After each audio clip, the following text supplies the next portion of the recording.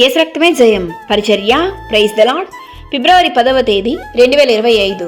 ఈరోజు దేవుని వాగ్దానం, నిశ్చయముగా నేను నిన్ను ఆశీర్వదింతును, నిశ్చయముగా నిన్ను విస్తరింపజేతును. హెబ్రీయులకు రాసిన పత్రిక 6వ అధ్యాయం 14వ వాక్యము.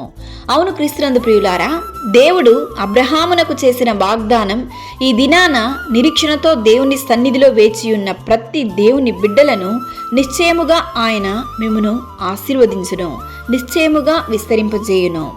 అబ్రహాము నమ్మెను గనుక ఈ వాగ్దానమును స్వతంత్రించుకొనెను. కావున దేవునిపై పూర్ణ హృదయంతో నమ్మి దీవెనలు పొందుకొనుము. విశ్వాసం లేకుండా దేవునికి ఇష్టడై ఉండుట అసాధ్యము. కావున ఇహలోకపు ఆశలన్నిటినీ విడిచి దేవుడిచ్చే కృప కోసం దేవుని సన్నిధిలో వేచియుండు. నీతో వాగ్దానం చేశాడాయన, మారనిది ఆయన ప్రేమ. నీతో ఉండి నీకు దారి చూపించును. నీ భవిష్యత్తు మీద నమ్మకంతో దేవుని మాటలయందు ఆనందించు. ఆపత్కాలములో ఆయన నిన్ను ఆదుకుంటాడు.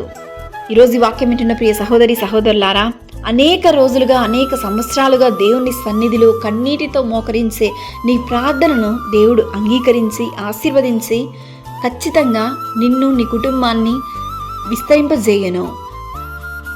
ప్రభు అయిన యేసుక్రీస్తు కృప మనందరికీ తోడయుండును గాక. ఆమేన్. God bless you.